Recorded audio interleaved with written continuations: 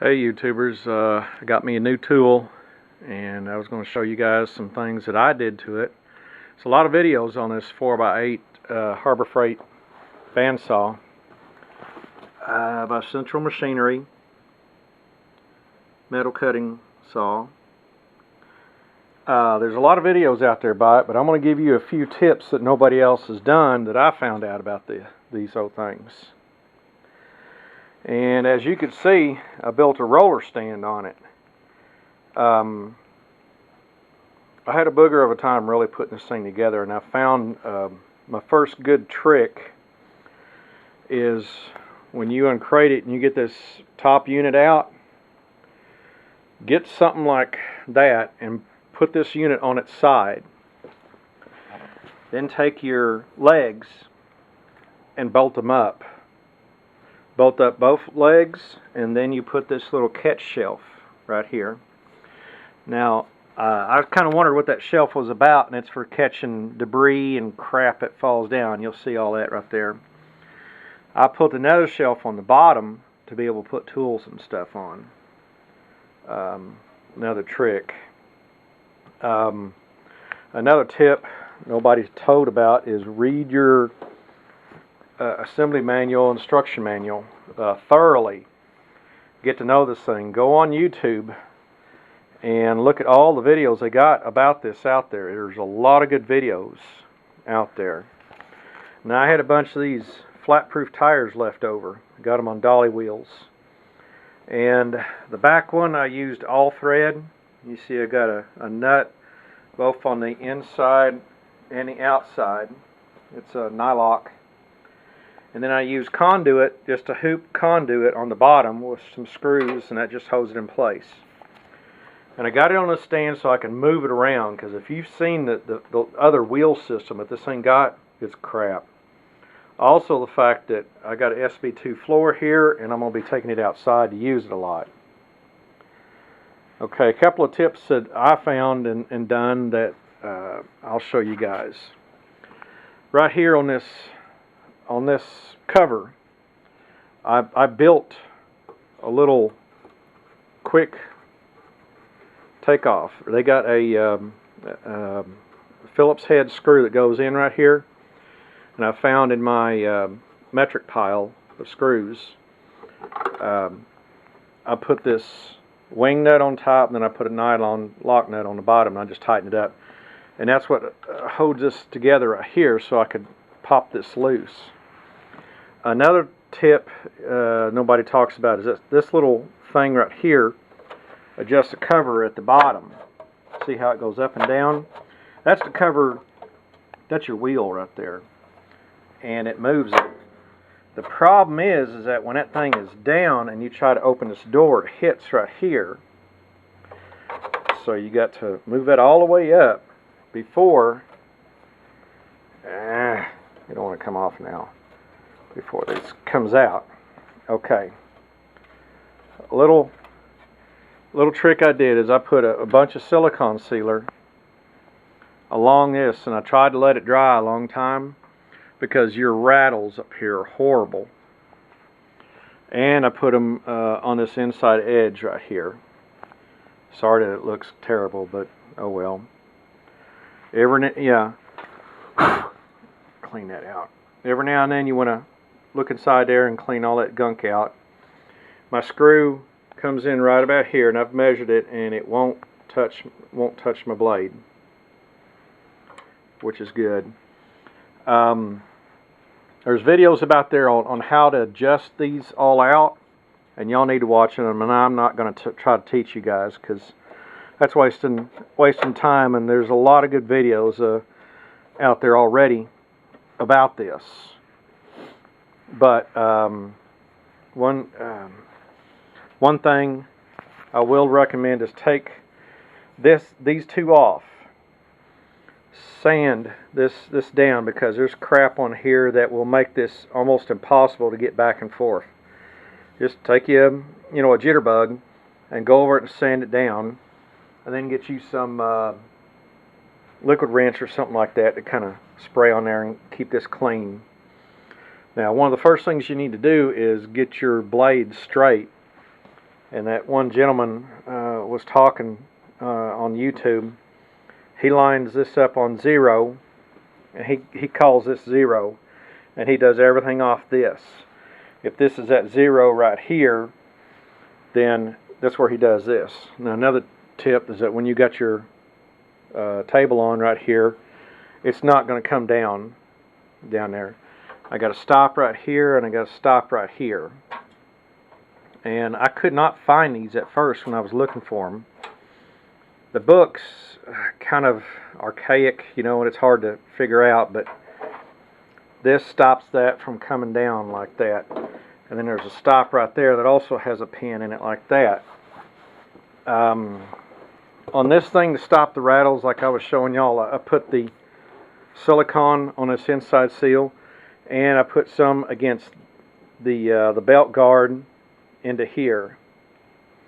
Now I'm still trying to figure how to get the belts aligned in there, because I just got this and I'm still working out a lot of stuff with this. But I got to get these blades aligned, make sure they're lined up.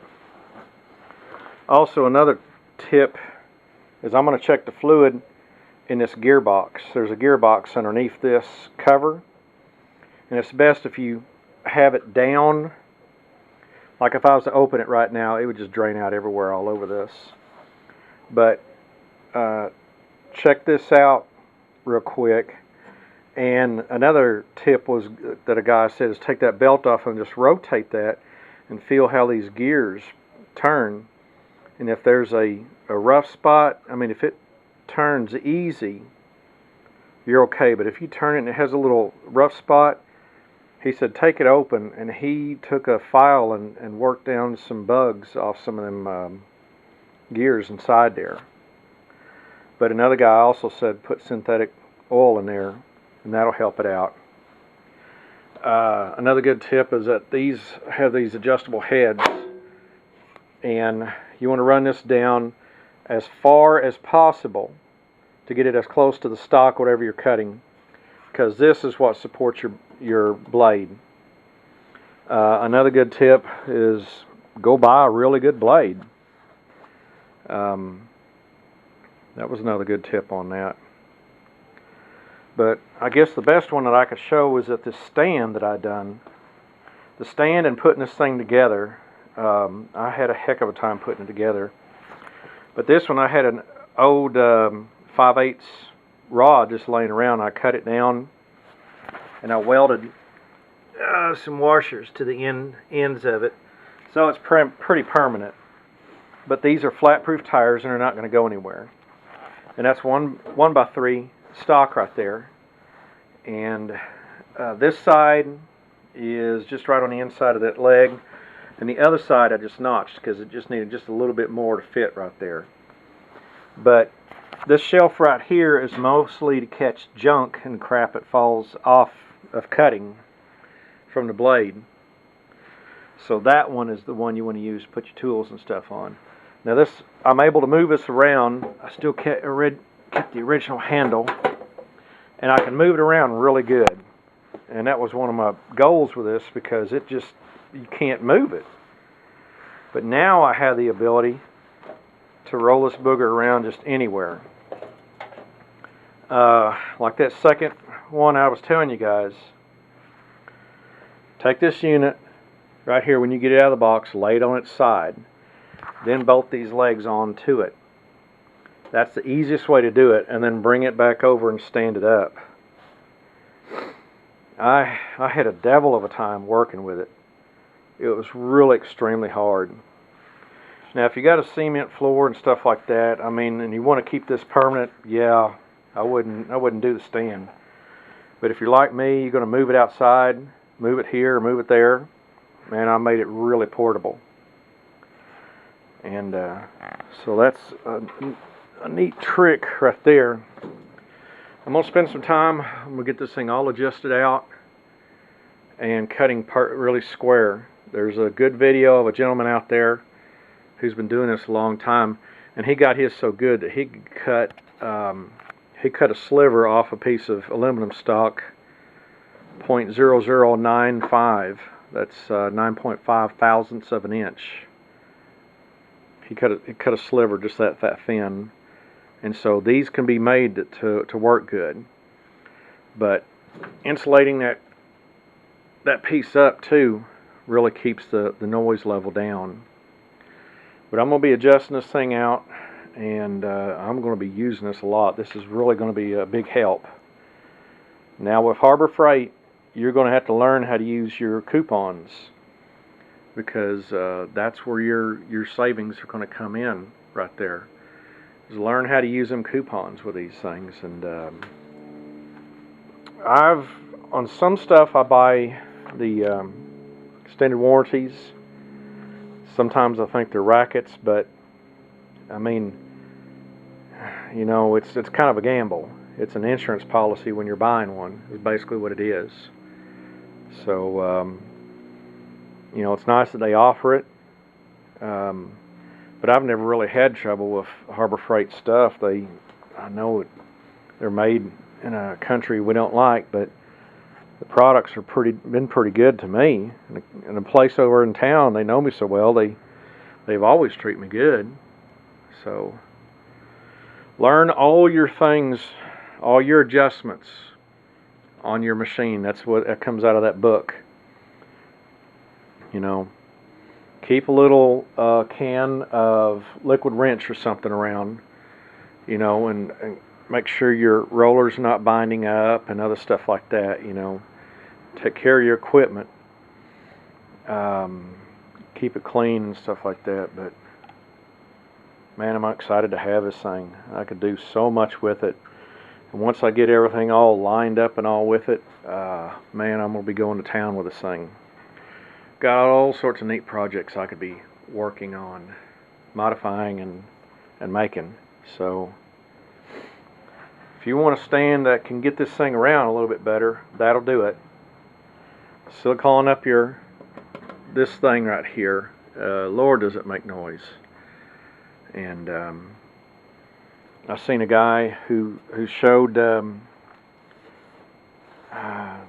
that guy that was showing how to adjust all this out, he was showing how this head unit on his is not level. I mean, after he measured this up here and got it perfect cutting on a chop saw, when he put the cover up here, this was leaned over like about 5 degrees or so. So I need to check into that to make sure I want that thing level too. What he was looking at doing is taking his head off and having it milled. And that would be a machine shop thing to do. But anyhow, or shim it. I would think shimming would probably be an easier fix right there.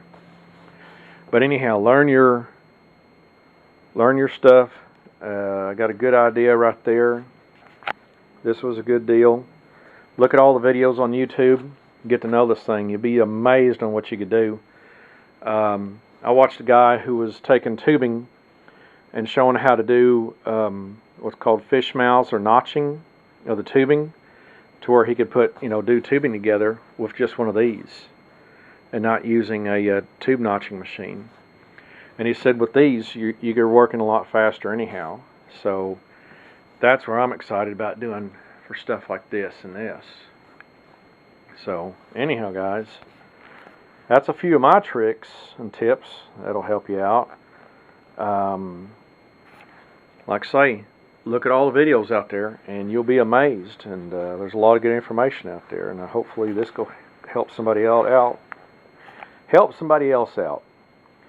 So y'all be good, and we'll catch you later. Bye.